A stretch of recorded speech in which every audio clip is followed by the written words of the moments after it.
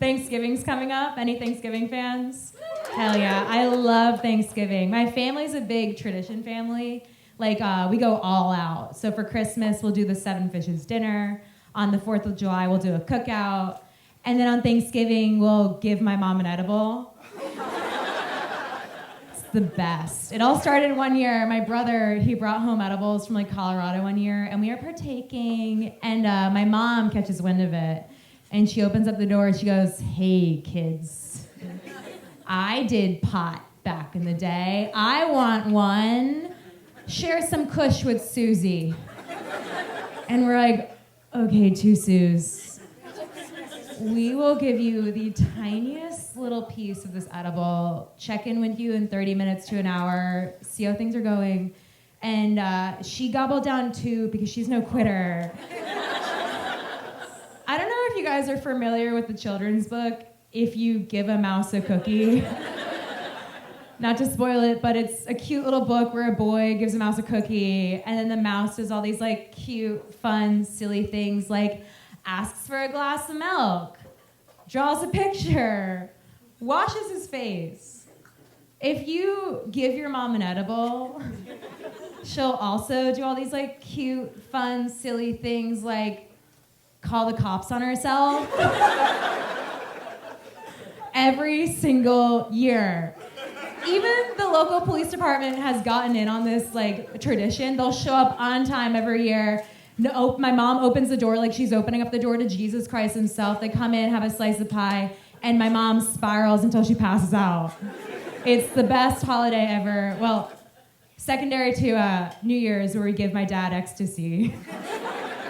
We like to have a good time in the Vecchio household. It's a good time. That reminds me, I have this vivid memory that keeps on reoccurring. I was in 3rd grade, and I was sitting at the lunch table, and all my friends were talking about like how cool their parents' jobs were. So I wanted to impress them, so I told all my friends that my dad worked at Chuck E. Cheese. In fact, I actually told all my friends that my dad was Chuck E. Cheese, like the mouse. They ate that shit up, okay? I was the most popular girl at school that day. All the kids were like, "Oh my God, you must be rolling in the tokens at home." And I'm like, "Yeah." And we eat pizza every night. They're like, "Oh, shoot!" One kid started crying because his dad was just a cardiothoracic surgeon.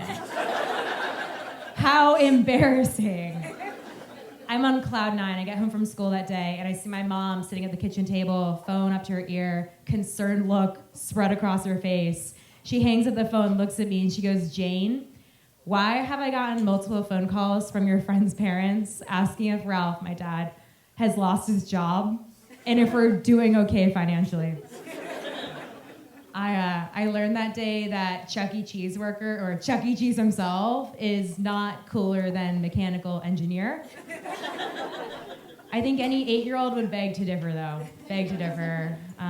Is anyone here on a date? Any dates? Anyone dating?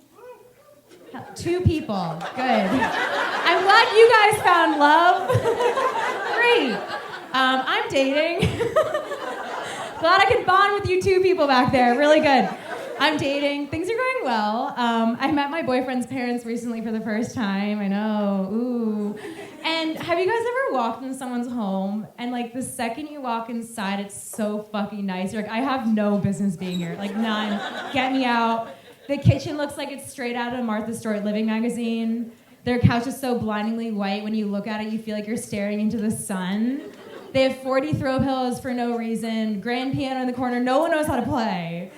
And then as you like dodge their Roomba to use their bathroom, you realize that they're in fact a 1-ply toilet paper household.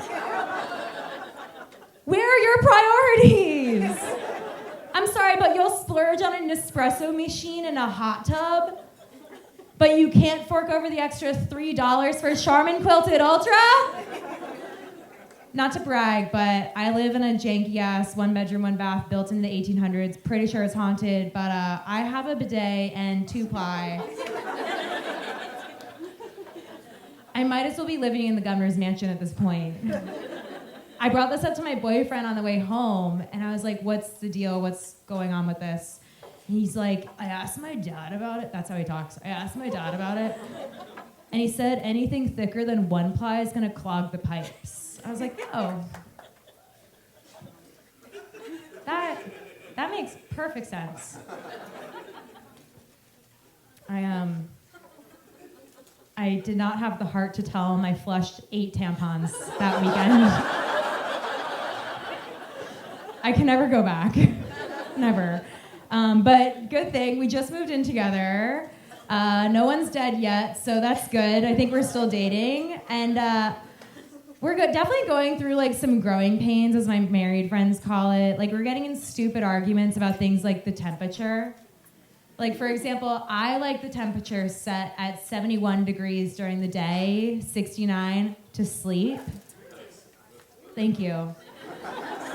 And he prefers to live in the Arctic fucking tundra like he's a polar bear at all times of the day. So we compromised and we leave the house at 71 degrees during the day and 69 to sleep. One thing we did have a really good, method of distributing tasks for is household chores. Like, that we have down. We decided to divvy them out based on strengths, like what we're good at. So he's in charge of making coffee in the morning. He makes a mean cup of coffee. I'm in charge of everything else. Everything else. But don't get me wrong, once the cooking, cleaning, laundry, walking the dog, paying the bills, doing the dishes, taking out the trash, once that's all done, that first sip of coffee in the morning,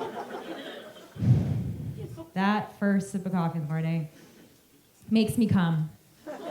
Every single time, every morning, it's the best. We actually had a conversation last week where we were like, you know what? We should make it a point to say nice things to each other more often. Like, it's nice to hear compliments. It's nice to hear nice things. And I was like, yes, that's a great idea. We really should. Maybe this will bring us closer. So I started off. I was like, you know what? You make me feel grounded. You're a great listener. I love your smile. And I appreciate when you put away dishes without me asking you to. He's like, thanks. And then the next day, we were walking our dog. It was a beautiful, crisp fall day, kind of like yesterday. Sun was shining, had a mean cup of coffee in the morning. And he gets down on one knee. And I was like, oh my God, is this it? He ties his shoe. And then he looks up at me and he goes, Jayne, you're pretty good at picking up dog shit.